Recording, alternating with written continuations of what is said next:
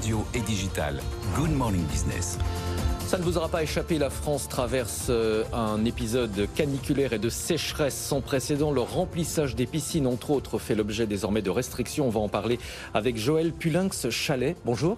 Bonjour. Vous êtes délégué général de la Fédération des professionnels de la piscine et du spa.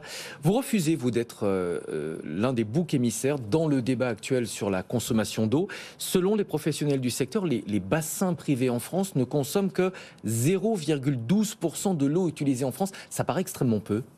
Ça paraît peu et pour autant, c'est le calcul qui a été fait de manière très précise sur la base de l'ensemble du parc de piscines. On sait qu'une piscine en moyenne, ça consomme 15 mètres cubes d'eau, ce qui correspond en gros à l'utilisation de l'eau pour fabriquer 2 paires de chaussures ou 1 kilo de viande de bœuf à peu près. Donc pour remettre tout ça dans le contexte, et ces 15 mètres cubes là sont utilisés la plupart du temps en hiver quand on fait l'hivernage. C'est le premier remplissage du bassin qui est le plus important, bien entendu, puisqu'il faut la remplir une fois, cette piscine, mais on ne va jamais vider les piscines ensuite. Parce que vider une piscine, c'est endommager sa structure aussi. Mais est-ce que ce chiffre, il intègre l'usage de la piscine? On sait qu'il y a beaucoup d'évaporation, surtout lorsque les températures sont élevées. Il y a aussi la douche, généralement, qui va avec les piscines. Il y a le nettoyage des filtres.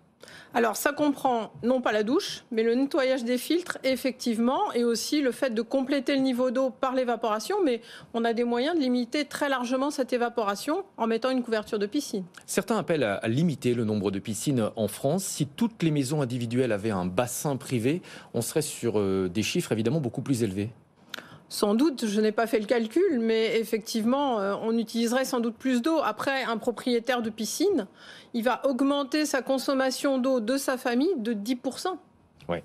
On a l'impression que le débat est en train de se tendre, évidemment, depuis quelques jours, avec les restrictions, les efforts qu'on demande un petit peu à tout le monde. Les agriculteurs dénoncent, eux, par exemple, l'arrosage des stades de foot, qui est extrêmement gourmand en eau. Les piscinistes, eux, parlent de l'arrosage des jardins, des pelouses. Vous comparez avec la production de viande de bœuf. C'est difficile, quand on parle des restrictions, de parler d'une seule voix et de tous faire des efforts. Je pense que tout le monde fait des efforts, très honnêtement, dans tous les domaines. Et nous, on n'a pas focalisé l'utilisation de l'eau sur d'autres usages de l'eau. Simplement, comme on sait que d'un point de vue de l'image de la piscine, souvent, on nous prend comme bouc émissaire parce que, effectivement, la piscine a une certaine image ou avait une certaine image. Aujourd'hui, attention, la piscine, c'est largement démocratisé. Et la piscine, c'est la piscine de monsieur tout le monde. On a plus d'un quart des possesseurs de piscine qui sont des ouvriers, des employés, etc.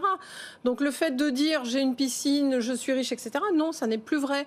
Et on n'est plus sur une piscine des années 90 où il y avait 73 mètres cubes d'eau à l'intérieur. Aujourd'hui, on est sur des piscines plus petites, moins profondes, qui ne comportent que 43 mètres cubes d'eau en moyenne. Alors les chiffres vous donnent raison, le marché des piscines se porte extrêmement bien. Le palier des 3 millions de bassins privés a été franchi l'an dernier en France, 3,2 millions exactement en fin d'année. La France est le premier pays d'Europe en matière de piscine et le deuxième au monde derrière les États-Unis. Comment est-ce qu'on explique ce succès français ? Alors ce succès français, il s'explique parce que historiquement aussi, finalement, les précurseurs du marché de la piscine en France sont venus des États-Unis dans les années 60 pour construire des piscines familiales. Et surtout, je pense que les Français adorent les loisirs de l'eau, que ce soit à la mer, en rivière, dans les piscines. On voit que finalement, la majorité des Français aiment aller à l'endroit où il y a de l'eau pour profiter de la baignade, que ce soit dans tous les domaines. Et on voit que les Français, parfois, ils vont choisir un hôtel, un camping, parce qu'il y aura une piscine, même s'ils ne vont pas l'utiliser. Mais l'idée de dire, je vais pouvoir profiter des loisirs de l'eau, ça leur fait extrêmement plaisir. C'est culturel chez eux et ils ont vraiment cette appétence. Est-ce que les professionnels du secteur arrivent aujourd'hui à répondre à la demande ? On sait que parfois, il y a beaucoup de temps d'attente. Oui, alors il peut y avoir du temps d'attente parce qu'effectivement les carnets de commandes sont relativement pleins, même si cette année le marché s'est consolidé à un niveau très élevé, puisque l'an dernier c'était une explosion du marché. On a besoin de recruter, d'avoir de la main-d'œuvre. Donc pour ça, on travaille, on a des écoles de formation. Donc on peut faire aussi un appel pour que des jeunes viennent vers les métiers de la piscine. Ce sont des métiers porteurs d'avenir, c'est important de le savoir. Et puis, effectivement, je pense que les carnets de commandes sont pleins chez les piscinistes parce que ce sont des professionnels sérieux qui sont formés, informés par notre fédération notamment, et qui, de ce fait, engrangent des commandes. Après, pour le particulier qui veut se baigner plus rapidement, en attendant sa piscine enterrée, il peut toujours investir dans une piscine hors sol. Vous parliez de la pénurie de main-d'œuvre. Il y a aussi des pénuries de matières premières. Ça concerne les piscinistes? Alors, ça a concerné quelques piscinistes, sachant que quand même la majorité des piscinistes et des fabricants de matériel de piscine en France ont une production en Europe. Donc on n'a pas été trop impacté, en tout cas par ce qui concernait les containers qui viennent de Chine, etc. Donc on a été relativement limité, même si effectivement il y a eu des hausses sur les matières premières, comme dans le domaine du logement ou de la construction. Alors on a parlé de la consommation d'eau. Comment est-ce que les piscines peuvent être aujourd'hui plus écologiques? Il y a la question de l'eau, mais pas uniquement. Il y a aussi la question de l'énergie pour les piscines qui sont chauffées, et aussi l'utilisation de produits chimiques, comme le chlore.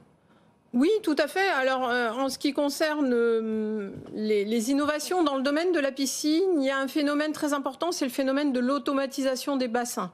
Avec l'automatisation des bassins, on va limiter la consommation d'énergie, puisque la pompe de la piscine va tourner uniquement le bon nombre d'heures ou de minutes. On va limiter la consommation d'eau parce qu'on va laver le filtre uniquement lorsque ce sera strictement nécessaire. Et aussi, on va mettre dans le bassin uniquement la bonne dose de produits de traitement de l'eau. Le produit de traitement de l'eau, vous parlez du chlore, puisque effectivement c'est ce qui est le plus utilisé. Mais il y a aussi du sel, de l'ozone, il y a plein d'alternatives aujourd'hui. Oui, alors le sel, effectivement, l'électrolyseur au sel, il est très très demandé et utilisé, puisqu'on va mettre du sel dans sa piscine, il va se transformer en chlore par la cellule d'électrolyse et il va se retransformer ensuite en sel. Effectivement, c'est énormément utilisé et tous ces systèmes automatisés vont permettre d'utiliser la juste dose de produit. Quand même, il est important de rappeler que le traitement de l'eau dans une piscine, c'est 80% de la filtration et seulement 20% de produits de traitement de l'eau. Il y a aussi d'autres tendances. Les bassins sont plus petits, vous l'avez dit. Des systèmes d'automatisation pour limiter l'évaporation? Oui, alors surtout pour limiter l'évaporation, c'est surtout l'utilisation d'une couverture de piscine ou d'un abri de piscine. Mais effectivement, dès qu'on couvre le bassin, on limite très très largement l'évaporation. À tel point qu'on est en train d'élaborer une norme européenne sur justement les impacts environnementaux des piscines familiales. Et on s'est rendu compte en élaborant cette norme que la couverture, c'était vraiment un système clé dans ces économies. Un dernier mot sur le budget. Les prix ont beaucoup augmenté. Alors, les prix ont un peu augmenté cette année, mais le prix moyen d'une piscine qui sort d'une étude consommateur qu'on a faite cette année, on est sur une moyenne de 17 000 euros sans équipement particulier et plutôt autour de 21 000 22 000 euros, une piscine qui serait un peu plus équipée. En moyenne, c'est ce que nous déclarent les consommateurs. On a tendance à penser que cette année, ça a pu monter autour de 24 000 euros en moyenne, mais 24 000 euros, c'est le prix d'une automobile. Merci beaucoup, Joëlle Pulinx-Chalet, délégué général de la Fédération des professionnels de la piscine et du spa.